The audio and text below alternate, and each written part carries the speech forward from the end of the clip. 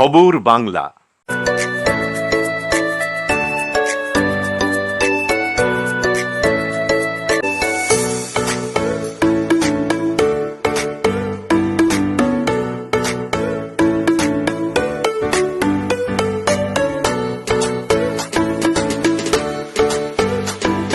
ভোজনালয়, Searsole Rajbari, Raniganj. Mobile number 9475505861।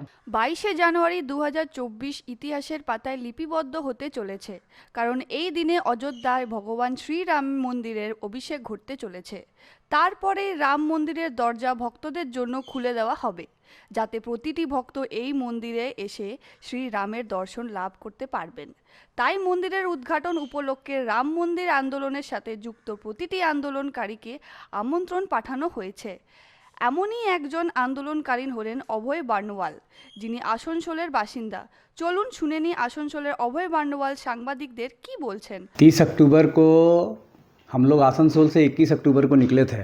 85 लोगों का हमारा जत्था था। अयोध्या तक जाने की बात थी, लेकिन हठात पता चला कि अयोध्या में ट्रेन रुकेगी नहीं। हम लोग बनारस में ही उतरने का सोचे, तो बनारस में जैसे ही स्टेशन में ट्रेन रुकी तो हम लोग देखते क्या है, बाहर में तो कोई भी पब्लिक नज़र नहीं आ रहा था, सिर्फ पुलिस ही पुलिस नज़र आ रहा था। वहाँ पे 95% लोग जितने भी कार सेवा में जा रहे थे, सब जो भी उतर रहे थे, सबको गिरफ्तार हो गए थे।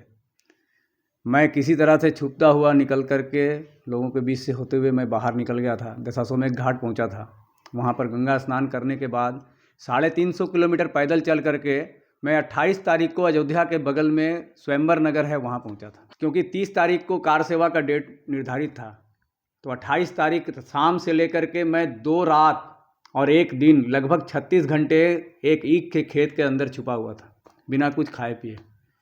30 अक्टूबर को हम लोग अयोध्या में प्रवेश किए। प्रवेश करते साथ देखता हूँ हजारों की संख्या में चारों तरफ से लोग वानर सेना के रूप में प्रवेश कर रहे हैं। मुलायम सिंह का जो चैलेंज था उसको एक्सेप्ट करते हुए पीएससी वालों ने हमको कुछ नहीं रोका। हम लोग वहाँ से किसी तरह से राम मंदिर के लगभग 1 किलोमीटर पहले तक पहुँच गए थे। वहाँ पर हठात एक साधु एक उत्तर प्रदेश रोडवेज का बस में चढ़ करके उसको स्टार्ट कर लेता है और वो चिल्लाता है कि जिनको भी चलना है वो कृपया चढ़ जाएं। कुछ लोग अंदर चढ़ गए, मैं बस के छत पे चढ़ गया था दौड़ करके। बस के छत पर 2 लोग थे, उस समय वीडियो आया था, उसमें एक मैं भी था। और वो बैरिकेड तोड़ते हुए मंदिर प्रांगण तक बस चली गई थी।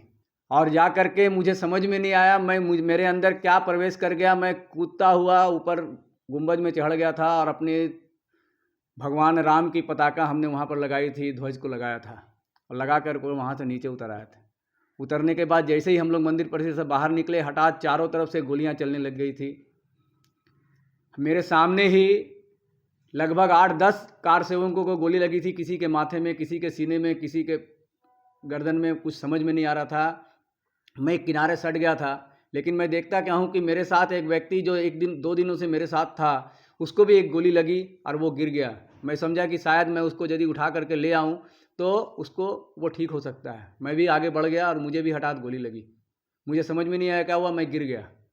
गिरने के बाद मुझे पता ही नहीं चला कि मुझे हुआ क्या है। मेरे पैर जो है वो मुड़ गए थे, दाहिने पैर।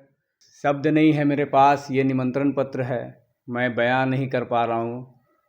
कैसा महसूस कर रहा हूँ बस इतना कहूँगा कि राम जी ने स्वयं निमंत्रण भेजा है और मेरा ये जन्म सार्थक हो गया है। लाल बाबूर रिपोर्ट, খবর বাংলা, আসানসোল।